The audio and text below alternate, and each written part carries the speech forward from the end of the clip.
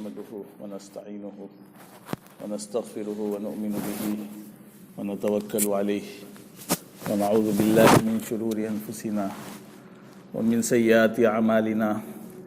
من يهده الله فلا مضل له ومن يضلله فلا هادي له ونشهد أن لا إله إلا الله وحده لا شريك له ونشهد أن سيدنا ومولانا محمدا عبده ورسوله أما بعد فقد قال الله تعالى في كلامه المجيد أعوذ بالله من الشيطان الرجيم بسم الله الرحمن الرحيم يا أيها الذين آمنوا لا تأكلوا أموالكم بينكم بالباطل إلا أن تكون تجارة عن تراض منكم ولا تقتلوا أنفسكم إن الله كان بكم رحيما صدق الله العظيم وقال نبينا محمد صلى الله عليه وسلم لا يدخل الجنة جسد غزي بالحرام او كما قال علیہ الصلاۃ والسلام۔ محترم حضرات، ہمیں اور آپ کو جو دین ملا ہے اس کے 5 بنیادی اصول ہیں اور اس کے 5 جو ہے وہ اہم شعبے ہیں جس پر ہماری دین کی بنیاد قائم ہے، جس میں سے سب سے پہلا شعبہ جو آتا ہے دین کا، اس کو ہم عقائد کے نام سے جانتے ہیں کہ سب سے پہلا شعبہ جو ہے وہ عقائد کا ہے کہ ایک ایمان والے کے عقائد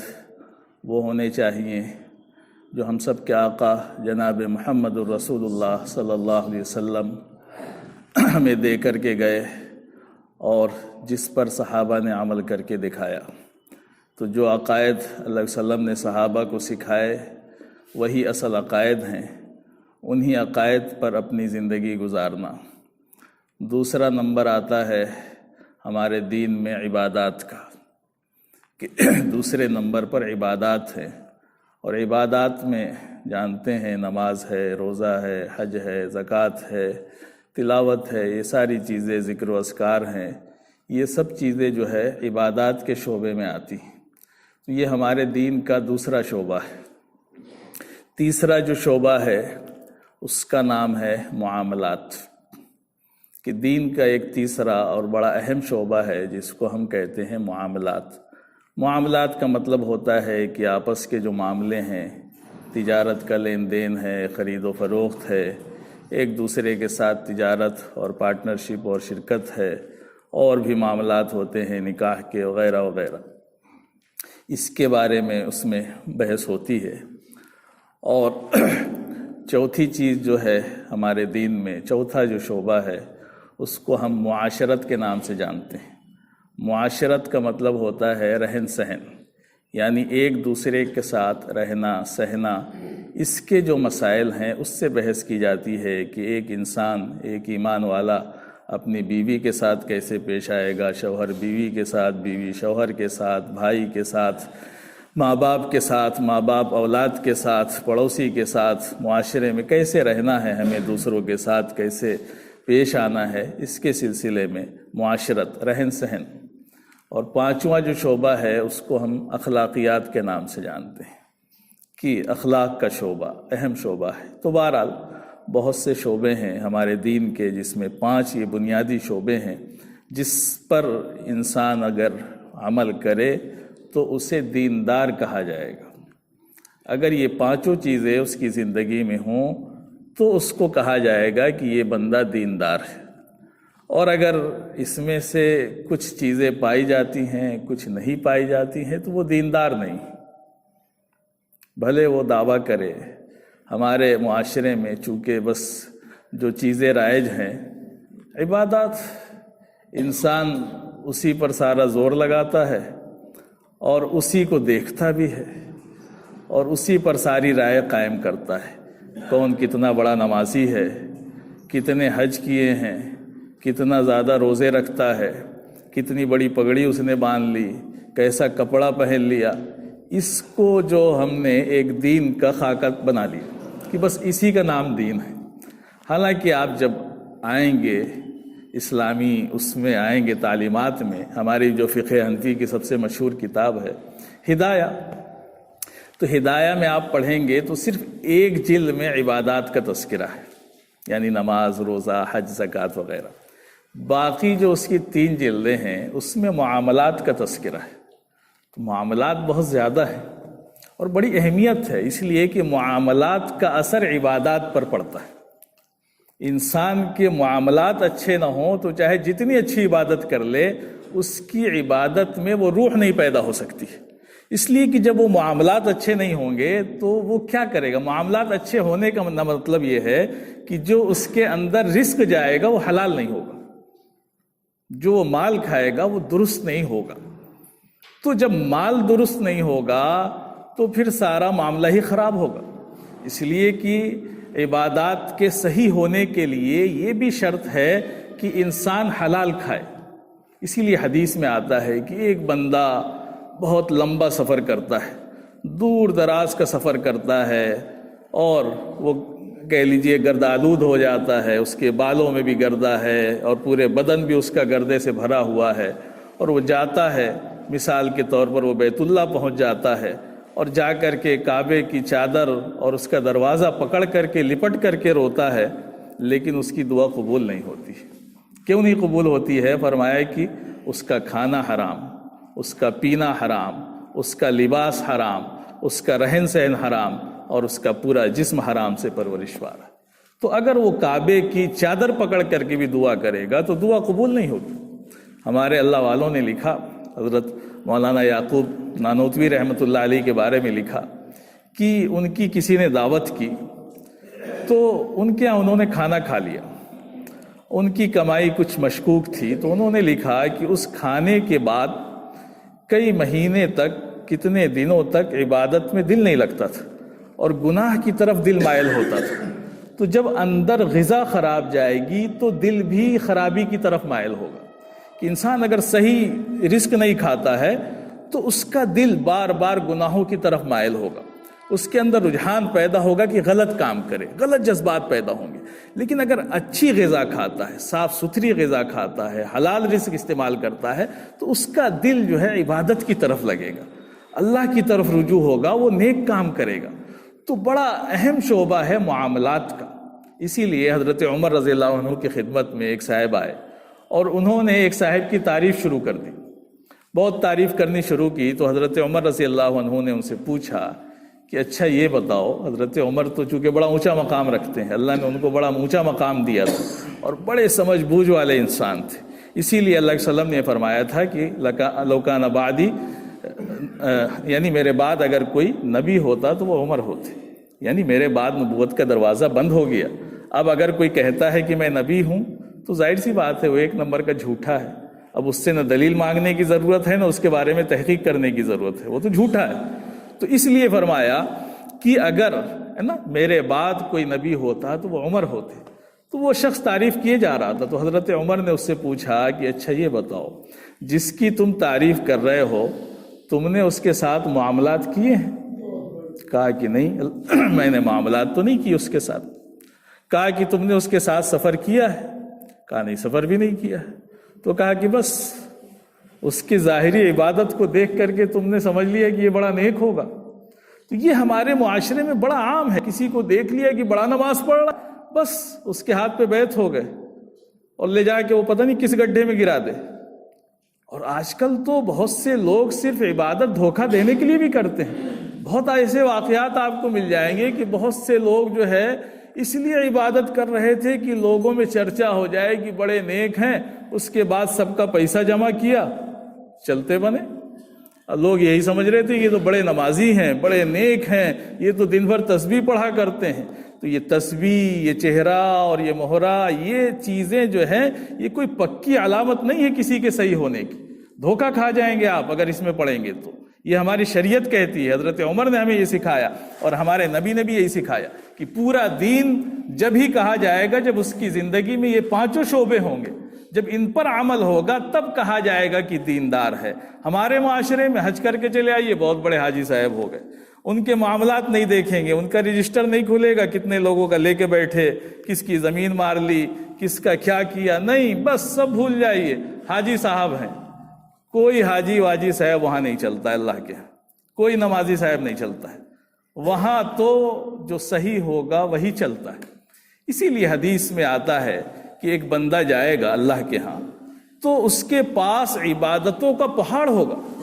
بہت عبادتیں لے کر کے جائے گا، لیکن اس کے معاملات اتنے خراب ہوں گے کہ جب وہاں جائے گا تو اس کو کھڑا کر دیا جائے گا، اور جتنے معاملے والے ہیں ایک ایک کر کے آتے جائیں گے، اور اس کی نیکیاں ان کو اس کے بدلے میں کئی کئی گنا ملتی چلی جائیں گی۔ ایک وقت ایسا آئے گا کہ پوری اس کی نیکیوں کا انبار ختم ہو جائے گا، اور پھر اللہ کی طرف سے حکم ہوگا کہ اب اس کے اوپر ان کے گناہ لا دو، جو گناہ اس کے اوپر لا دو اس بندے کے جس کا اس نے حق مارا تھا، اور پتہ چلے گا کہ وہ نیکیوں کا پہاڑ لے کے گیا اور جہنم میں چلا جائے گا۔ تو یہ معاملات کی چیزیں ہیں، بڑا اہم شعبہ ہے معاملات کا۔ ہمارے معاشرے میں اس میں بڑی کوتاہی ہے، اور ہر جگہ کوتاہی ہے، باہر نکلیں تو بہت دور کی بات ہے۔ شریعت کے احکامات پر ہم گھروں میں بھی عمل نہیں کرتے، تو سب سے پہلے تو شروعات گھر سے ہونی چاہیے۔ معاملات کا مطلب گھر سے شروع ہو۔ اب اس میں سب سے بڑا رول ہوتا ہے ایک باپ کا۔ باپ جو ہوتا ہے اس کا بہت بڑا رول ہوتا ہے کہ وہ کیسے معاملات کر رہا ہے۔ اب ایک باپ ہے، اس کی مختلف اولادیں ہوتی ہیں، ایک ہیں، دو ہیں، تین ہیں، چار ہیں، اب مختلف حالات ہوتے ہیں۔ سب سے پہلے بنیادی چیز تو یہ سمجھ لیں کہ ہمارے گھروں میں سب کی ملکیت طے ہونی چاہیے، کس کی کیا ملکیت ہے اس کی وضاحت ہونی چاہیے۔ یہ تو بالکل ہی نہیں ہمارے ہاں، ہم لوگ بالکل اس شعبے کو بھول چکے ہیں، لیکن بہرحال ہم نے سوچا کہ اس پہ بھی آج بات ہو جائے، بڑا اہم شعبہ ہے۔ تو ایک تو ملکیت طے ہو، بیوی کی ملکیت کیا ہے، شوہر کی ملکیت کیا ہے، دونوں کو صحیح سے رکھیں۔ پتہ ہونا چاہیے کہ یہ ملکیت بیوی کی ہے، یہ شوہر کی ہے، تاکہ اگر اچانک بیوی کا انتقال ہو گیا تو وراثت کیسے تقسیم ہوگی، اور اگر شوہر کا انتقال ہو گیا تو کیسے تقسیم ہوگی۔ اگر اسی میں مکس کر دیا آپ نے، سمجھ رہے ہیں کہ شوہر کی بیوی کی، بیوی کی شوہر کی، تو ایسا تو ہوتا نہیں ہے شریعت میں۔ شریعت میں تو ملکیت سب کی اپنی ہوتی ہے، الگ الگ ہوتی ہے۔ بیوی کی جو ملکیت ہے وہ بیوی کی رہے گی، جو شوہر کی ملکیت ہے وہ شوہر کی رہے گی، جو لڑکے کی ملکیت ہے وہ لڑکے کی رہے گی، جو لڑکی کی ہے وہ لڑکی کی رہے گی۔ اس طرح نہیں چلتا ہے کہ سب اسی میں مکس کر دیجئے، بعد میں ابا مر جائیں تو سب کو ملا کے بانٹ دیجئے، ایسا نہیں ہوتا ہے۔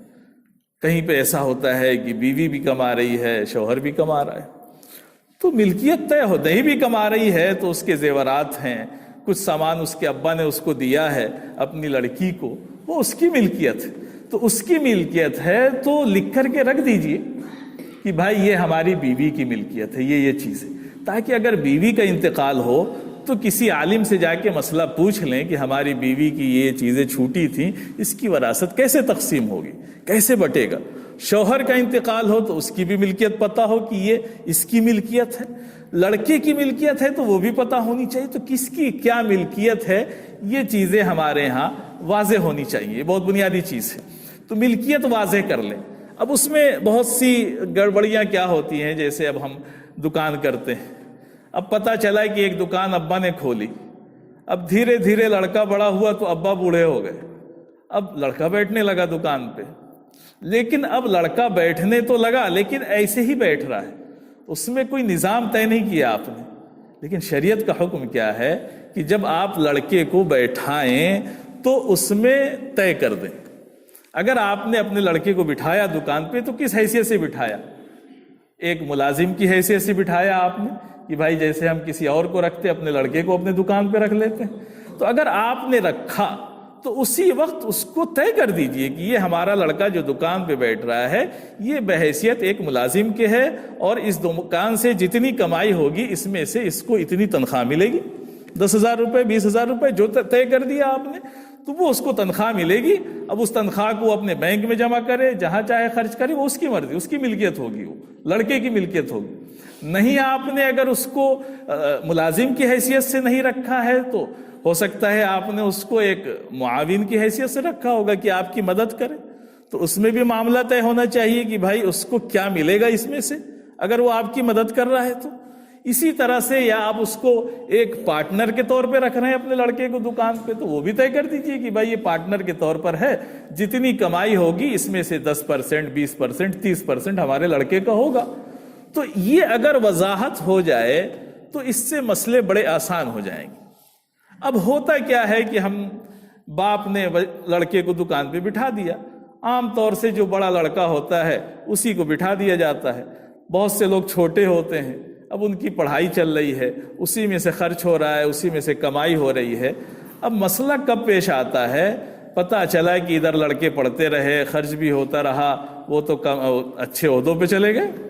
نوکریاں مل گئی ان کو، اور یہ بیچارہ جس کو ابا نے دکان پہ بٹھایا تھا یہ دکان ہی پہ بیٹھا ہے، محنت کر رہا ہے 25 سال سے یہ۔ اب اس کے بعد جب ابا کا انتقال ہو گیا تو سارے بھائی آ گئے، اور سارے بھائی کہیں گے کہ چونکہ ابا کی جائیداد ہے تو ہم برابر کے شریک ہیں، اور ان کو کہنے کا حق بھی ہے۔ تو اگر ابا نے پہلے ہی بانٹ دیا ہوتا، یہ کہہ دیا ہوتا کہ ہم نے جو لڑکے کو اپنے کاروبار میں لگایا ہے تو اس کو کاروبار میں ہم نے بحیثیت ملازم کے لگایا ہے، یا بحیثیت معاون کے لگایا ہے، یا بحیثیت پارٹنر اور شریک کے لگایا ہے، وضاحت کر دیں، تو اس سے کیا ہوگا کہ جب ابا کا انتقال ہوگا تو یہ جو تمام جھگڑے ہوتے ہیں یہ جھگڑے نہیں ہوں گے، اس لیے کہ پہلے سے بھائیوں کو پتا ہوگا کہ یہ جو ہمارے بھائی صاحب ابا کے ساتھ کام کر رہے ہیں تو اس جائیداد میں 20% ان کا حصہ ہے، 20% نکالنے کے بعد ہی سب کو بانٹا جائے گا، تو پہلے سے پتا ہوگا۔ لیکن یہاں تو کچھ نہیں ہوتا ہے۔ اب اس میں نقصان کیا ہوتا ہے؟ اب ایک بیچارہ جو بڑا لڑکا تھا یا جو بھی لڑکا تھا وہ تو ابا کے ساتھ لگ گیا، اس نے بیچارے نے اپنی پڑھائی بھی چھوڑ دی، ساری اس نے قربانیاں دی، وہ بیٹھا رہا ابا کے ساتھ، محنت کرتا رہا، 25 سال دکان میں لگا رہا، اور ابا کا انتقال ہوا تو سارے بھائی چڑھ بیٹھے کہ برابر برابر بانٹو، کیونکہ پہلے سے کوئی وضاحت ہی نہیں ہوئی۔ تو ہم نے دین کو ابھی دین سمجھا نہیں، ہم نے دین پر عمل نہیں کیا ہے، بس ایک بہت کوشش کر لی تو نماز پڑھ لی، روزہ رکھ لیا، اور بہت پیسہ ہوا تو حج وج کر لیا، کسی کو توفیق ہوئی تو زکوٰۃ نکال دی، اس کا نام دین تو سمجھ لیا، لیکن معاملات میں ہم بڑے کمزور ہیں، بہت کمزور ہیں۔ ابھی تو یہ ہم گھر کے اندر کی بات بتا رہے ہیں، گھر کے باہر نکلیں گے تو اور مسائل ہوں گے۔ تو یہ گھر کے اندر کی چیزیں ہیں، یہ ہمارے دین کا حصہ ہے کہ ہمیں جو ہے ساری چیزیں طے کر دینی چاہیے۔ اگر ہم اپنے لڑکے کو بھی کاروبار میں لگا رہے ہیں تو یہ طے ہو جائے کہ ہمارے لڑکے کی کاروبار میں حیثیت کیا ہوگی، اگر یہ ہمارا معاون ہے تو اس کو کتنا ملے گا، اور اگر اس کو ہم نے ایک بحیثیت ملازم کے رکھا ہے تو اس کی تنخواہ کتنی ہوگی، مہینے میں اتنی تنخواہ اس کو ملنی چاہیے باپ کی طرف سے، اور اگر ایک پارٹنر ہے تو کتنا % اس کا حصہ ہوگا۔ یہ ساری چیزیں باپ کو لڑکے کو کاروبار میں لگاتے وقت طے کر دینی چاہیے، اس سے بڑی آسانی ہوگی۔ مرنے کے بعد یہ جو جھگڑے ہوتے ہیں آج بڑا مسئلہ ہوتا ہے۔ بہت سے واقعات لکھے کہ بیچارہ ایک بھائی تھا، پوری زندگی اس نے ابا کے ساتھ محنت کی، کاروبار میں لگا رہا، اپنے بھائیوں کو پڑھایا، سارا خرچ کیا، بھائیوں نے بڑی اچھی اچھی نوکریاں پالی، بڑے بڑے عہدوں پہ پہنچ گئے، بڑے پیسے والے ہو گئے، یہ بیچارہ رگڑتا رہا۔ لیکن جس دن ابا کا انتقال ہوا سارے بھائی آ گئے اور کہا کہ برابر کے حصے دار ہیں، اس لیے کہ ابا کی جائیداد ہے تو برابر کے حصے دار ہیں۔ تو اس بیچارے کی پوری زندگی جو لگی تھی وہ تو بیکار ہو گئی، اس کو تو کچھ نہیں ملا، وہ بھی اتنا ہی مل رہا جتنا اس کو مل رہا ہے، حالانکہ اس کو تو زیادہ ملنا چاہیے تھا نا، اس لیے کہ وہ تو بیچارہ کاروبار کرتا چلا آ رہا ہے۔ تو اس طرح کی مختلف شکلیں ہیں جو آپ کے سامنے انشاءاللہ لائی جائیں گی آئندہ جمعوں میں بھی۔ تو بہت سی شکلیں ہوتی ہیں، کبھی اس شکل کا بھی ہوتا ہے کہ ایک بیچارہ بھائی ہے، وہ باہر چلا گیا، اب وہ کما رہا ہے، اس کے چھوٹے چھوٹے بھائی ہیں، ابا ہیں، وہ کما کے بھیج رہا ہے، ابا کے پاس بھیج رہا ہے،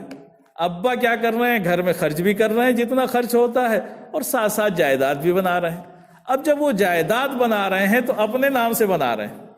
ابا اپنے نام سے یا اماں کے نام سے بنا رہے ہیں۔ اب اس میں بھی وہی مسئلہ پیدا ہوگا کہ جب ابا کا انتقال ہوگا تو کمائی تو ایک بھائی نے کی تھی لیکن سارے برابر کے حصے دار ہو جائیں گے۔ تو اس میں بھی ابا کو یہ کر لینا چاہیے کہ ٹھیک ہے، وہ بیچارہ ایک لڑکا کما کے بھیج رہا ہے تو اس کی کمائی میں سے جو گھر کا خرچ ہے وہ خرچ کریے آپ،